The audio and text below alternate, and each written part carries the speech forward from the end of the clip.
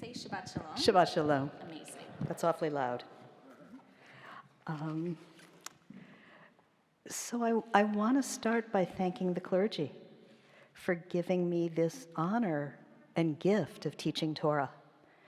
And I want to also recognize my chavruta, my study partner, Rabbi Dr. Nikki de Blasi, because when we were supposed to be studying sacred issues about money yesterday morning, instead we talked about this Devar Torah.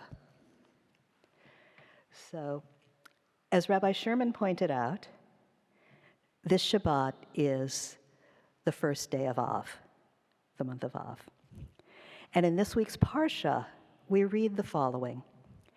Aaron the priest ascended Mount Hor at the command of God and died there. In the 40th year after the Israelites had left the land of Egypt, on the first day of the 5th month. Now that's kind of a strange verse to start a Devar Torah with. But the Jewish year begins in autumn with Rosh Hashanah. But the months of the Jewish calendar begin in the spring with Nisan, the month of Passover. And the 5th month of the Jewish calendar is the month of Av. And this Shabbat is Rosh Chodesh Av, the first day of the new month of Av.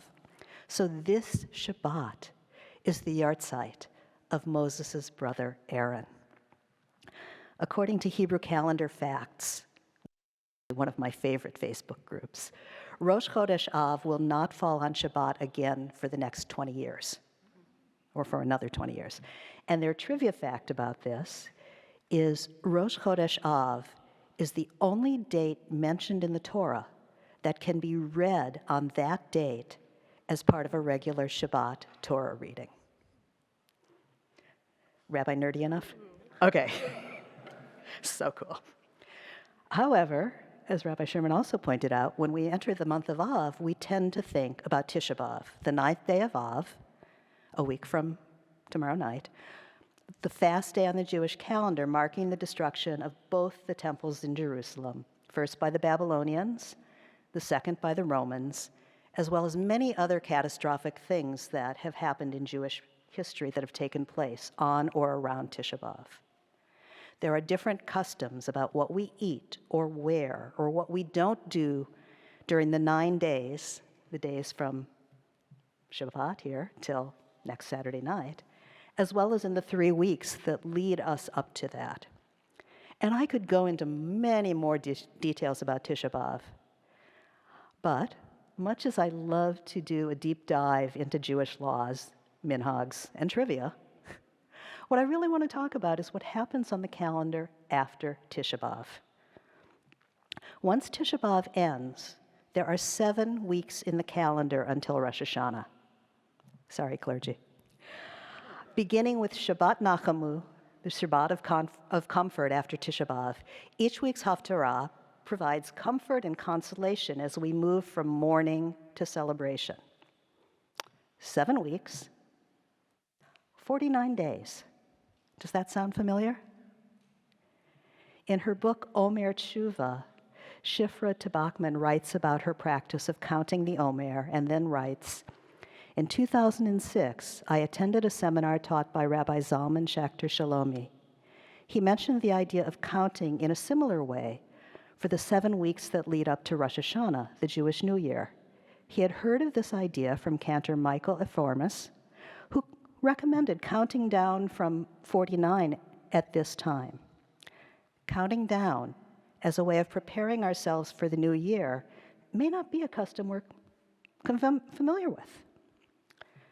Now this year, when Rabbi Sapphire led us in counting the Omer, I participated, along with others, in creating a piece of Omer-inspired art. And every night, as I said the blessing, advanced my Omer calendar to the next number, and worked on my project, I asked myself the same question. Why do we count up? Why do we begin counting the Omer with today is the first day? The first day is weeks and weeks before the Omer ends, and we celebrate Shavuot. When we have something special coming up in our lives, a birthday, a vacation, an anniversary, the start of a new school year, we count down. Counting down builds anticipation and excitement as the special day comes closer and closer. We might say, oh, it's 2 weeks until my birthday. It's 1 more week until my birthday. It's 1 more day until my birthday. When we send a rocket up in space or mark the secular New Year, we count down 10, 9, 8, and so forth. Counting down can be very powerful. Psalm 90, verse 12 says, teach us to number our days that we may get a heart of wisdom. When we count down our days, we're reminded that our time is limited. It teaches us to be aware and to be present. It helps us to remember that time is a gift. As we reach a birthday or an anniversary, we can both celebrate the event and perhaps be reminded that we are another year closer to the end of our life, whenever that may be. Counting down teaches us that time is short, that every day matters. John David writes on Grammar Blend, ultimately, counting your days can be a source of empowerment. It's a reminder that you control your time and how you choose to use it. By taking ownership of your days and setting clear goals, you can turn each day into an opportunity for growth, success, and happiness. Jewish tradition gives us the opportunity to use the days between Tisha B'Av and Rosh Hashanah to reflect on who we are and who we want to be. It reminds us to remember the things we have done well and the things we could have done better. It encourages us to ask ourselves, what do I need to do to be ready for the High Holy Days? Again, my apologies to the rabbis and the cantor. You might not want to be thinking about this yet, but I'm thinking about it.